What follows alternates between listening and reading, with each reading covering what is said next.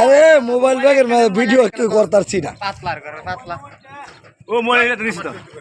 না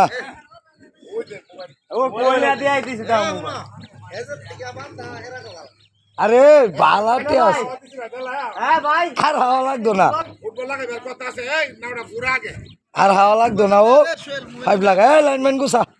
লাইনম্যান বাইশটা এই দুই সাইডে বানছি সমান সমান করিয়া হাওয়া লাগতো না আর অসুবিধা নেই চালা একটু